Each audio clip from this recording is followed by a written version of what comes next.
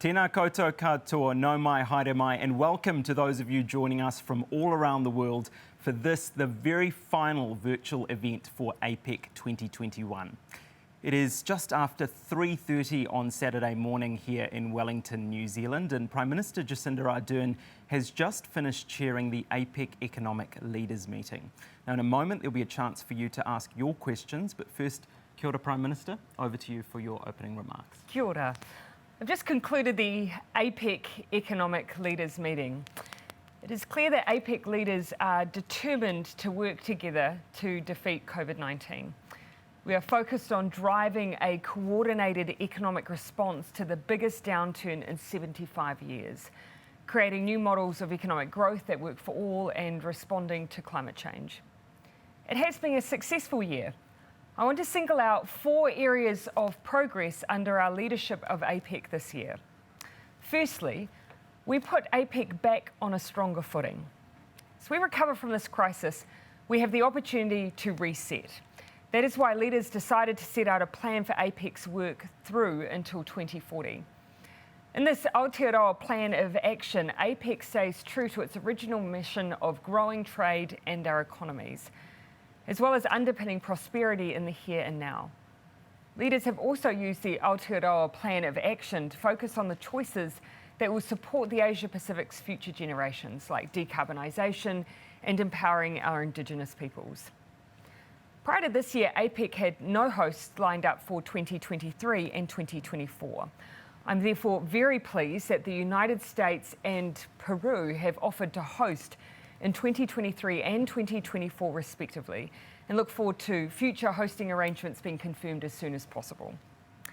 Secondly, this year, Apec has demonstrated that trade is a force for good. Apec has rejected vaccine nationalism and lowered tariffs on vaccines. We've got vaccines moving across borders more quickly, and no Apec economy has introduced export restrictions on vaccines since trade ministers met in June. A majority of Apec economies have now formally locked in digital trade facilitation measures, saving businesses time, paperwork and money. Thirdly, Apec has made progress on climate change and sustainability. Particularly, we have agreed a plan to halt an increase in fossil fuel subsidy use, which already costs the world hundreds of billions of dollars a year. I'm also pleased that Apec has taken further steps this year towards making it easier to trade in goods and services which support our transition to a low emissions future. Apec has a proud history of promoting trade in environmental goods. For the first time this year, Apec has agreed a list of environmentally related services. This will help us grow trade in those services that can benefit the environment, such as services that support the design, construction and operation of renewable energy projects. And we have agreed a mandate to build on Apec's existing list of environmental goods. I hope this will pave the way for increased trade in environmentally friendly technologies such as electric vehicles. We've also secured Apec agreement to undertake a major study next year on green recovery from economic shocks. This will provide a foundation to support the region to develop rules and regulations that deliver climate-friendly outcomes. Finally, under our leadership, Apec has kept inclusive growth on the agenda, including expanding to include the Indigenous economy. As a result, 270 million Indigenous peoples around the region will be able to join the discussion. We know how much of a boom to the region's economy this will be. The Māori economy is worth $70 billion to New Zealand's economy yearly and is growing. If there is one thing we know for certain right now, it is that no one can overcome this global pandemic alone. I'm confident that as we look towards a post-pandemic future, Apec has shown the world the power of free, fair and open trade. A sustainable, inclusive and shared future is one that works for all our peoples. Thank you very much, Prime Minister. Let's go straight to questions now. And a reminder that when I ask you to put your question to the Prime Minister, please make sure your camera is on. Unmute yourself, ask your question and then mute yourself once again. Now we have plenty of questions to get through. We'll get to as many of them as we have in the time available. And we're going to start with a few questions from the New Zealand media who are attending here in the room. And for those of you joining us virtually, you will hear the question, but you won't see the media representative on screen. Let's begin with Thomas Manch from Stuff. Good morning, thank you. I have a question about climate policy. Ending fossil fuel subsidies has been a major policy push for New Zealand, and as you've said, climate change has been a focus of these talks. I'm interested to know what tensions were there between APEC's major emitters when it came to pushing forward climate policies, and what limits did this pose to progress? Before I answer that question, some context to the fact that we now have, in my mind, a real central focus on climate policy and environmental sustainability within APEC. Some 4 years ago, when I first attended an APEC meeting, I was amongst a small group of leaders who at that time were raising issues around climate change and calling for it to be a central platform within APEC's work program. And now to fast forward to this hosting year, to see one of the tangible outcomes being the agreement for a standstill on fossil fuel subsidies is significant. It's significant for two reasons. Fossil fuel subsidies have been discussed within APEC and within other forums for a number of years. But here we have a tangible agreement and an expectation that has been negotiated over a period of time across our hosting year, which demonstrates that this is a commitment that we have every expectation will be fulfilled by APEC economies. The second reason it's significant is because 3 out of 4 of the most significant users of fossil fuel subsidies are within the APEC region. And keeping in mind, we've made this agreement at a time when economies are looking to stimulate their economies, they're looking to recover from COVID-19, they're looking to support their citizens in that recovery. It is the very time where we could and should be concerned about the potential increase in fossil fuel subsidies. So that makes this a very meaningful, tangible and important outcome for APEC this year. Another second outcome, of course, is that we will now see going forward the lens of climate change applied to future APEC policy. And that just did not exist a year ago, let alone 3 years ago. Our next question comes from Anna White from TVNZ. Kia ora, Prime Minister. We've seen a warning from Chinese President Xi Jinping of relapsing into the confrontation of division of the Cold War era in light of AUKUS and efforts to counter China's influence in the region. What are your views on his fears, and what are the discussion and reaction of APEC members in response to this? Well, when I reflect on the contributions made by leaders today, I, throughout the discussion, was taking a note of the common themes. And what really struck me was just the consistency with which leaders were referring time and time again to the same frame of reference. And one of those most consistent themes was, as we discussed, climate change sustainability. The second was, of course, the response to the global pandemic and the need for us to focus obviously on recovery, but also vaccination programs. But the third was a critical focus on trade. No discussion or debate around the need for us to keep supply chains open, to ensure that we have the free flow of goods and services, and the importance of trade in our recovery. In fact, one of the, I think, remarkable things about the past year, as we have been in the role of host, is that this is the exact time in an economic shock like this that you would expect potentially retrenchment and nationalism in the way that we treat critical goods and services or trade policy generally, and yet we have not seen that this year. And I don't underestimate the power of APEC as a body in ensuring that that didn't occur. And in fact, the opposite, we saw goods and services critical to the pandemic, in fact, have tariffs removed. Of course, when it comes to trade, there are a number of forums where we'll continue to promote that free and open movement. And the next WTO meeting is, of course, another critical juncture. But for APEC's part, I think we've seen actually what is possible when we come together and seek global solutions in time of crisis. Now over to Michael Nielsen from the New Zealand Herald. Tēnā koe, Prime Minister. Kia ora, Michael. I've got a question on the CPTPP. Yeah. Many members are part of this trade agreement, and China and Taiwan have applied to join too. China brought this up this week. Yep. What discussions were there around these applications by leaders, and has the US expressed any interest in joining the agreement? Yeah, of course, as I've already indicated, trade was a significant part of the dialogue for the APEC leaders meeting, as you would expect. CPTPP, of course, is a demonstration point of the importance of multilateral agreements and continuing to open up trade opportunities for member economies, as is RCEP. But they are instruments that sit independent of APEC. Of course, APEC economies, a number of them are engaged in these agreements, but they are not APEC tools or instruments themselves.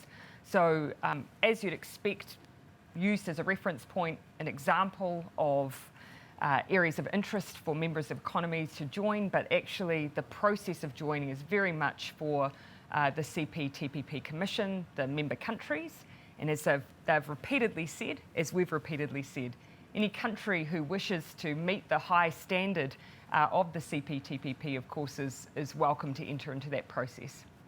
Our first virtual question now from Ivan Watson from CNN. Please unmute yourself. Go ahead and ask your question.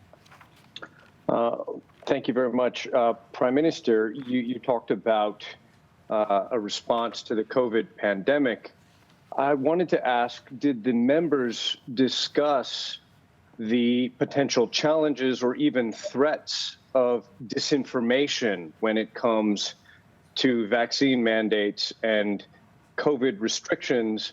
And I ask that within the context of calls for protests in your own country and signs of that some of the restrictions may be hurting your party and your own personal approval.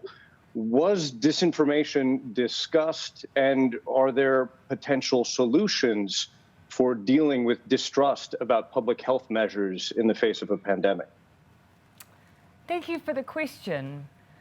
Look, whilst I'm mindful that I'm here answering questions as chair of APEC, but one thing I'd reflect is both the high and growing rates of vaccines for many member economies of APEC. And if I were to reflect here as host country, by way of example, for New Zealand's eligible population, 90% of New Zealanders have received their first dose of a vaccine. So rather than a demonstration of being fractured, I think in many ways it demonstrates the unity around seeing vaccines as a solution. And APEC economies, you can see from the dialogue around vaccines, there's very much the view that vaccines sit centrally as part of the region's management and recovery. I refer, if I may, actually to the opening comments of the Managing Director of the IMF, who restated the IMF's goal to see globally first doses, goals for first doses and then second doses reaching 70% of the world's population by the middle of 2022.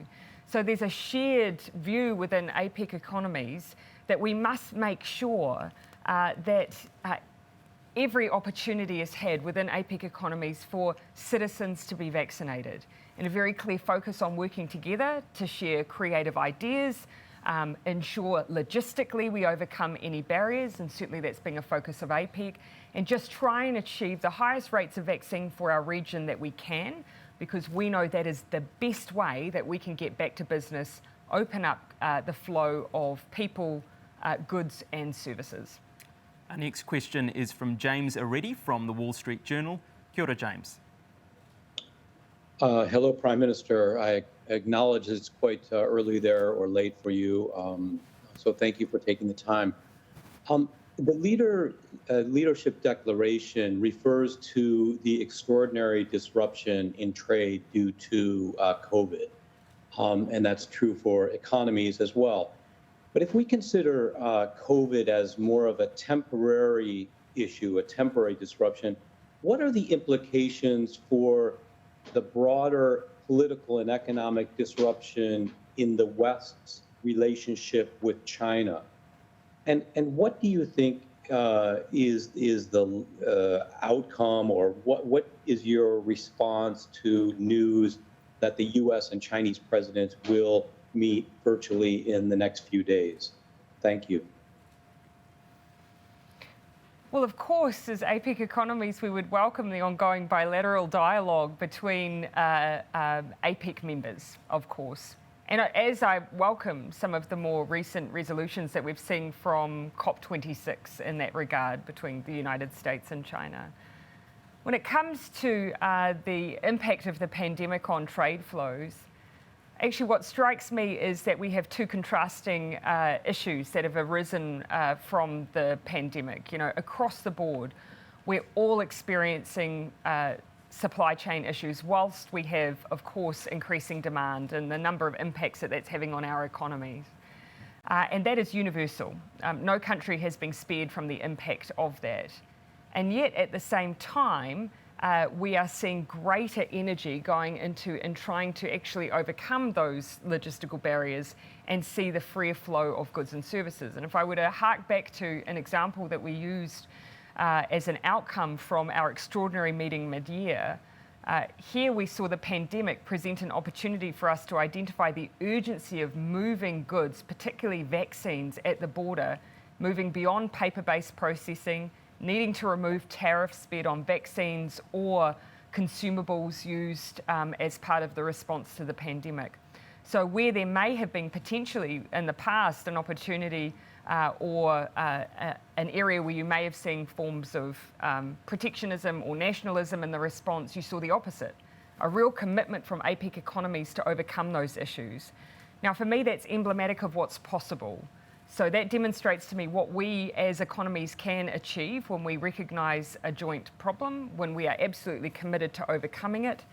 The next venture in that regard, I believe, is in climate goods and services. And then from there, let's use that as a benchmark to continue to see the removal of barriers to trade. And look, whether we do that at a plurilateral, a multilateral or a bilateral level, that bodes well for our region generally. Our next question is from Brandon Tonato from Channel News Asia. Please ask your question. Hi, Prime Minister. Thank you so much for taking questions. I do have a question on the reopening of borders and travel front. What tangible outcomes does the group and members hope to see by next year? And what steps are being taken right now? And what are some of the challenges that are being expected? Thank you. Yeah, thank you. A great question. Of course, you know, a long-term focus of APEC has always been, and if you hark back to some of the tangible outcomes in the past that APEC has achieved, very focused on the movement of not only goods, but of course people, and particularly from an economic perspective, those engaging in economic activity from country to country. And so there is a natural interest for APEC members in this area and a natural role for APEC to play. APEC, however, has sought to actually make gains in areas as quickly as possible. So they were involved in we were involved, APEC, in helping formulate safe travel opportunities and plans for flight crew. And that's had a knock-on effect. And benefits, of course, goods moving through aviation and, of course, helping to ensure we still have people moving between borders. I think that demonstrates where we have a value add. Of course, generally for border reopening, there's a number of issues at play, different economies at different points in their reopening, issues around the interoperability of vaccine certificates and recognition of vaccines. But I do believe going forward, APEC will continue to have a useful role to play as we navigate these issues. Over to Celia Hatton now from the BBC. Hi there, Celia. Hello, Prime Minister. Well, before you started speaking, when you just spoke just now, I understood that there was a lack of consensus surrounding the US offer to host APEC in 2023. Can you update us on that and the discussions that have been going on regarding the US offer? What were the concerns regarding the US role as a host? Well, look, I would actually instead just simply frame it as an issue that we expect to be completed before hosting is handed over to Thailand for the next year. And so simply I expect in fairly short order, we'll have consensus on those two offers. It's not an issue that is substantively discussed at leader level, as you can imagine, but it is something that I have every confidence we'll see resolved very shortly. Those two offers again, obviously Peru and the United States across 2023 and 2024, and gratitude expressed for the fact that we have hosting options and now just some final details to be worked through over the coming weeks. ABC Australia has our next question. Over to Joshua Boscaini. Hi, Joshua. Good morning, Prime Minister. Thank you for taking my question. How does Australia's climate policy sit with Apec's communique in phasing out fossil fuels? And were there reservations from the Australian side about that? Of course, all of the documents that you've seen today have been, as Apec's tradition, based on consensus. So every participating economy has had input into the construction of those declarations and indeed the Aotearoa plan of action as well. And from there, though, you can see very tangible commitments and a very tangible role for Apec to play going forward on climate policy. I've already spoken at length about the fossil fuel subsidies. I've already spoken about the fact that as we have not seen in the history of Apec a real commitment to climate policy being embedded in future development of policy within Apec, and there's a commitment on that and of course Indigenous issues as well. But the third area perhaps I'd like to highlight is Apec now has committed itself to developing up a list of not just goods, there have been environmental goods that we've sought to see the movement of and trade of, but now also services. As I understand, we're the first institution to have done that. For us, though, as economies, it will be a matter of continuing to make sure we're all held to account against the declarations. We're seeking, of course, to ensure that every 5 years we're checking ourselves against our plan of action, and that is as Apec has always operated. But as economies, we don't commit to those things that we don't believe we can fulfil. Fran O'Sullivan from the New Zealand Herald has our next question. Good morning, Fran. Good morning, Prime Minister. You've released the Aotearoa plan of action. Can you tell just exactly how that will make some progress in the region? Particularly, we've had over the last couple of days at the CEO Summit comments from Prime Minister Lee and others that digital governance is wanting. The framework of global governance has been criticised repeatedly. Where do you think this action plan sits in all of that, and also particularly on digitisation, which is the big transformative shift since COVID? How do you feel this will advance concerns people have about that? Well, of course, I'd say it's two things. Firstly, if you reflect on the action plan itself, it does seek to improve the competitiveness of Apec economies by encouraging more fulsome uptake of digital technologies to maximise connectedness to markets. And look, I've just shared a couple of examples today where we had, for instance, utilised the opportunity that crisis presented by working with Apec economies to digitise border processes that allowed us to move from processes that would otherwise have taken weeks down to mere hours, and those changes are here to stay. Now, my hope is, and the hope of the action plan, is that those experiences amongst member economies will then flow into other areas where there are those economies who are seeking to formalise that in plurilateral agreements. Of course, Chile, Singapore, New Zealand have demonstrated an ability to formalise these things through DEPA, and there is interest amongst Apec economies to join into that agreement as well. But that's just one example. I'd like to think that we've really just seen the foundations of what can be achieved through digitalisation in the plan, but also in some of the activity member economies have engaged in as well. Okay, over to Eric Martin from Bloomberg. Hi, Eric. Good morning. Can you hear me? Yes, we can. Very good. Prime Minister, I wanted to ask you about the outlook for the digital trade agreement, which had been discussed earlier this year, and which I asked you about I believe, in July, and whether that is still something that is being considered, whether there's been any advances there, or given the lack of comments that we've heard, particularly coming out of the Biden administration on this, whether that's a plan that has been set aside or is not being pursued at this point. Yeah, I may have actually substantively answered much of your question in my last answer. But as I said, we've got 3 member economies who are part of the Digital Economy Partnership Agreement. And we've always said that anyone who's able, much as we do with other trade agreements, anyone who's able to meet the high standards within the agreement is able to join. And we have already a process that's underway with the Republic of Korea, who have sought to join the agreement. But again, it's designed to be open. Anyone who's a WTO member can make application to be a part of it. It is very much alive and has significant interest in it, and is an agreement which I imagine will only continue to see interest grow. Our last question comes from Zhang Jia from Kaishin. Please unmute yourself and ask your question. Thank you, Prime Minister Ardern.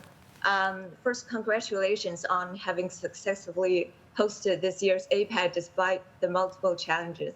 And I especially want to thank you for delivering the opening remarks to the Tyson Summit that was held today. Your address has absolutely highlighted the day. And my question is, how has this time's the leaders' meeting this time advanced the last meeting's agenda? Or the issues discussed more in depth, or more topics touched upon, for example, the prospect of the FTAAP, the Free Trade Area of the Asian Pacific, and how would you characterize the atmosphere this time compared to the informal leaders retreat 3 months ago? Thank you. A good question. I think the reason we had the extraordinary leaders meeting earlier in the year was because we saw a role for APEC to play in that time of a health and economic crisis. And there were very tangible outcomes as a result of the work in the lead up to that meeting and the meeting itself. It allowed us to focus in on the acute pandemic response phase that everyone was in. Then if we fast forward to this meeting, it's clear that economies are in different spaces in their pandemic response. But we're in a position where we're generally able to lift our eyes to the horizon and say, as we continue to manage the pandemic within our own domestic borders, where are the areas that we can work together on our recoveries? How can we ensure that we're learning from one another's recoveries and optimising them? And a very clear view from economies there was that actually we do need to have a lens on sustainability, on the issue clearly of climate change, and on inclusivity. Often when I'm in international forum, I hear the word inclusivity used in passing, but genuinely, I'm seeing it increasingly embedded within not just the language of leaders, but within policy. That extends beyond just making sure that in our recoveries we have an eye to supporting small businesses, but much more expansively because of the impact of the pandemic on women, a big focus there now, and obviously under the role that we've played as host, Indigenous populations as well. So a shift in the nature of the conversation, as I say, towards one of recovery rather than just response. So that was a big shift between meetings. To very quickly answer your question around the FTAAP, that is an ambition that is shared by many members, by many APEC member economies. And as I say, because we so clearly have that consensus built around wanting to advance open trade and improve trade arrangements between economies, it naturally follows that that ambition exists. For now, though, you can see an increasing focus on some of the more near-term agreements, RCEP and CPTPP, but that really, I think, bodes well for future trade arrangements within the region. Okay, that's all we have time for. Prime Minister, thank you for your time, especially at this hour, and congratulations on a successful host year as APEC Chair. And we'd like to also thank the media for joining us for these virtual media sessions. This one, of course, is the last, and we wish Thailand all the very best as the host of Apec 2022. From New Zealand, haere rā, farewell.